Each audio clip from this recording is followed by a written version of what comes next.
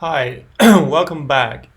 So this is the last video lecture for the topic for this lecture for this chapter of dynamic programming, and I will talk about another type of problem that can be solved by dynamic programming approaches.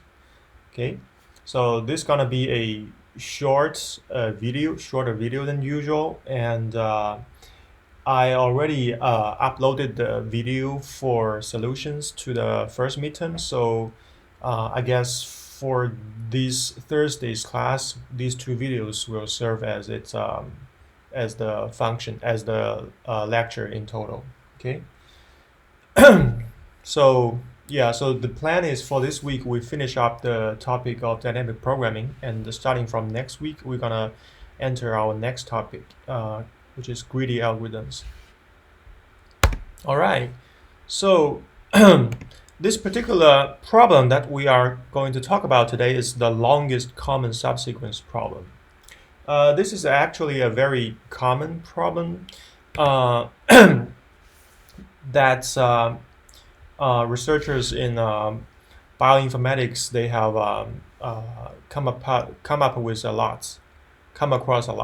Okay, so for example, this question takes inputs. It must consider two sequences or two segments of sequences. Like in this case, the first sequence is X, indicated by this sequence like A, B, C, B, D, A, B, and Y is B, D, C, A, B, A. So each sequence consists of the finite numbers of discrete symbols. Okay, so in biology or bioinformatics, you can think of it two DNA sequences. Okay, and these A, B, C, D are just the four distinct types of DNA labels. Okay, so in this case, we call the subsequence BCA one of the subsequences of both X and Y. Okay, because you see that B appears in X here, C is here, and A is here. BCA is a subsequence of X, right? So BCA doesn't need to be next to each other.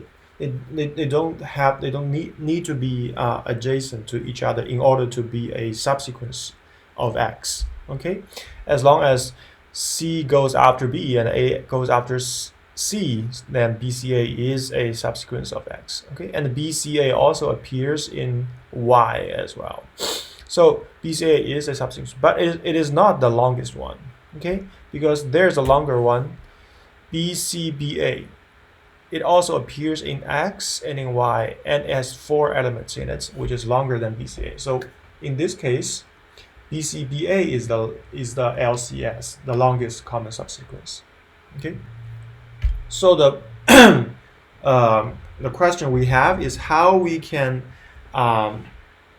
find this longest common subsequence between two segments, and this is a really meaningful question because the longest common subsequence can be used to measure how similar two sequences are. Okay, so for example, when you want to study the functions of DNA sequences, then the two segments that has higher similarity may indicate some similarity in their functions. Okay, so another more realistic example here, in actual DNA sequences S1, we have a sequence like ACGT like this, and S2 is a shorter one, but to analyze the longest common subsequence will give us a sense of how similar these two DNA sequences are to each other. Okay, so here the longest part, the common sequence is highlighted with the colors here. Okay, so here's the longest common subsequence between S1 and S2. Okay, so but it's not a easy problem to solve, and if you use some naive algorithms to compute the common part of two sequences, it's doable, but it will cost you a lot of time. Okay, and it's a problem that we can solve with dynamic programming approaches.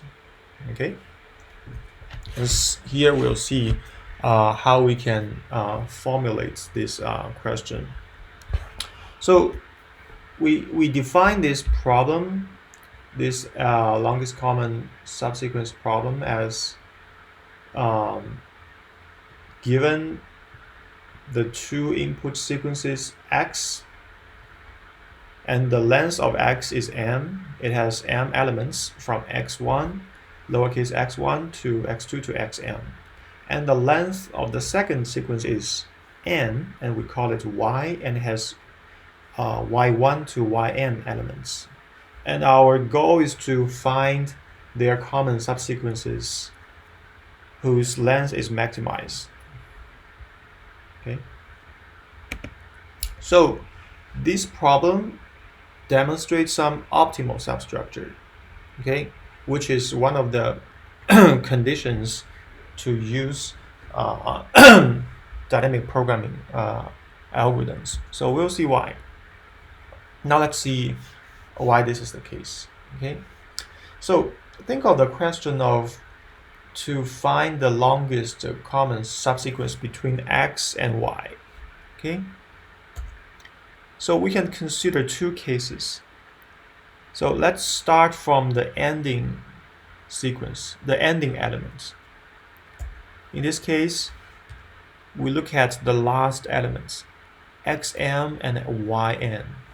Okay, so if they are the same elements, xm and yn, they are identical, they are the same, then we must include them in the longest common subsequence, right? Because they are the same elements, so it makes sense.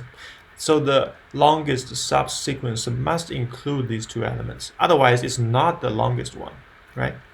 So we must find the LCS must include so the LCS of x between x and y must include y, xm and yn. So that means we can now go backward for one step in x and y. Now we must find the LCS of a shorter subsequence from x1 to m minus 1 and from y1 to yn minus 1. And after we have found these LCS between these two shorter subsequences, right, and we will know that the LCS between x and y, which are the original two sequences, is the LCS of the shorter subsequences plus 1, right? This plus 1 is because we include the last elements, xm and yn. Okay, so here is one case showing the optimal substructure, which means the original problem, LCS between x and y, is the solution can be solved by a smaller subproblem, which is the LCS between xm minus 1 and yn minus 1. Okay, and in the other case, what if the last element doesn't match? Say xm doesn't equal yn. Okay, in that case, well, we don't need to panic. We can also go back for one step. Okay, because in this case, xm and yn, they are not part of the LCS between x and y. So we should either go back one step in y or go back one step in x. And then we try to find the LCS between x and the y n minus 1, or we find the LCS between x n minus 1 and y. And we need to compare their lengths and choose the longer one. That makes sense, right? Because LCS is the longest subsequence. So therefore, we must choose the longer one between the two candidates, between the two options. Okay. So we also find a optimal substructure. To solve the original problem, we need to choose the longer one between two subproblems. And the first subproblem is the LCS between x and a shorter segment in y, right? So one ahead. And the second subproblem, the LCS between x n minus 1, which is a shorter part of x, and the original one. Okay. So far we have demonstrated that the LCS problem demonstrates some the optimal substructure, and it's easy to know that all the subproblems, they overlap a lot, right? There's a lot of overlap between these subproblems. We don't want to solve them over and over again. We don't want to solve them repeatedly. So that's why we will find the dynamic programming really useful. Okay. So now let's further rewrite this optimal substructure using the tabular notation, just like what we did for the matrix chain multiplication problem. Okay. So to summarize our previous slide, we can find that the solution to the original problem is two parts. Either when the last two elements, they are the same, then it is the smaller solution, it is a solution to the smaller problem plus 1. Or it is a maximum among the two subproblems if the last two elements don't match. Okay, so now we can use some simpler notations. We can get rid of these capital X and capital Y. Okay, because X is of length m and Y is of length n, we can just use their lengths to indicate the two sequences. Okay, so we can use this m, the length of X, to indicate our first input sequence, and n as to indicate the second sequence. So from the above equations to the equations in the middle, it's just a trick of notation change, right? We just change x to m and y to n, and x subscript n minus 1 to n minus 1, and y n minus 1 to n minus 1. The other things are all the same, right? So now we have basically a notation that is quite similar to a 2D array, right? We use two numbers, m and n, to indicate the solutions of the original problem, and the two indices m minus 1 and n minus 1 to indicate a smaller subproblem.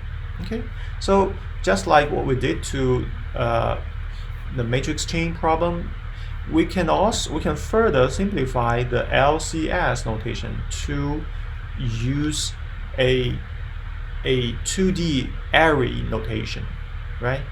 We can store the solution of LCS to a 2D array C. Okay, so it's just also a trick, another trick of notation. We can replace the LCS, capitalize LCS into a array name, right? We can replace it with the lowercase c,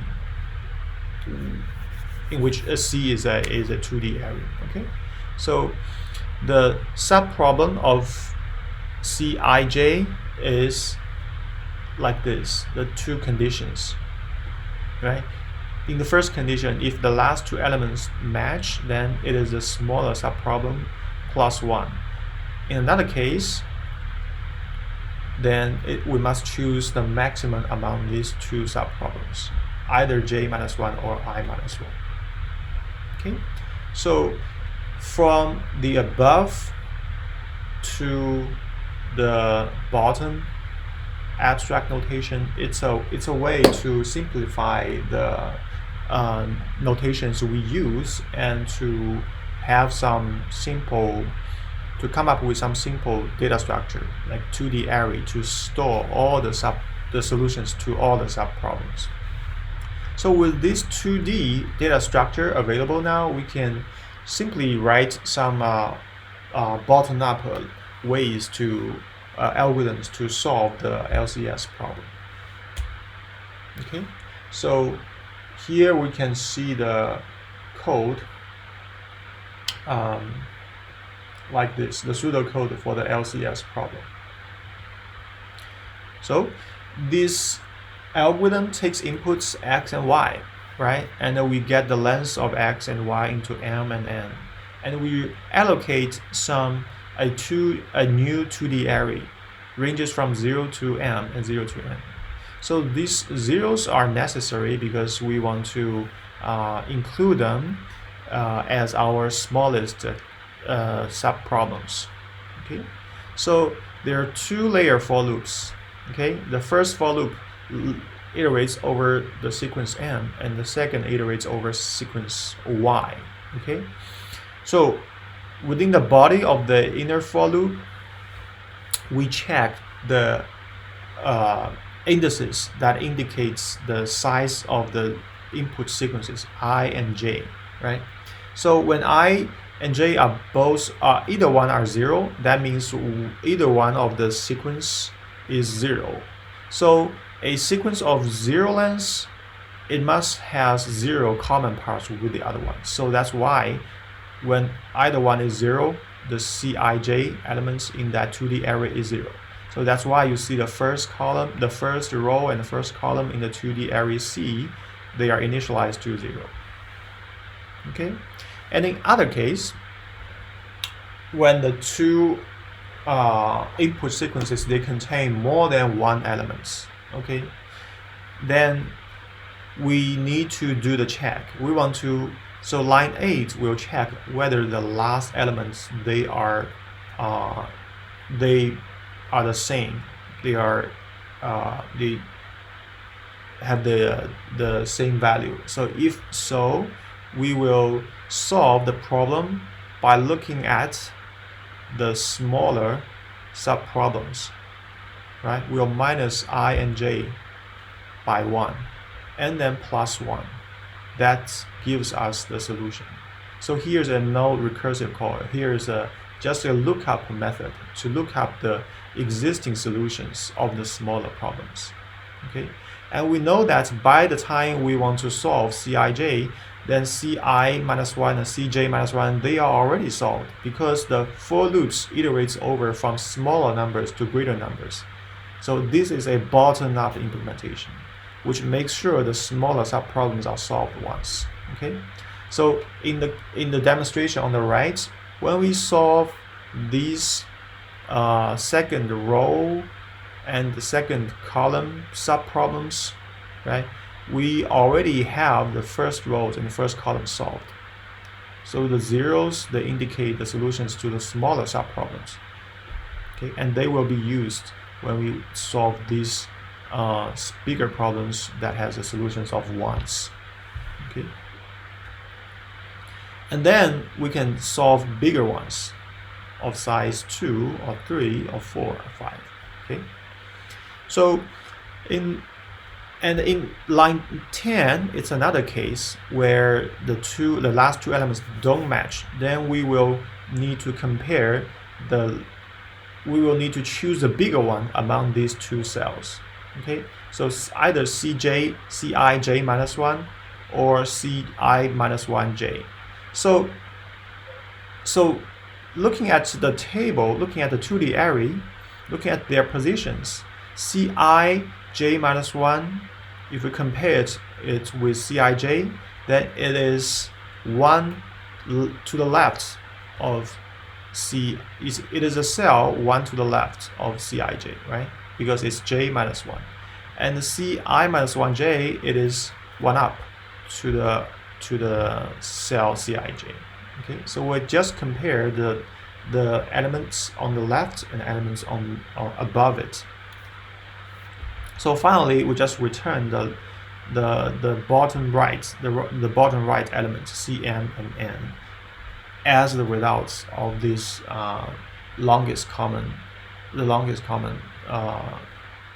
subsequence, which is the length of the longest common subsequence. Okay.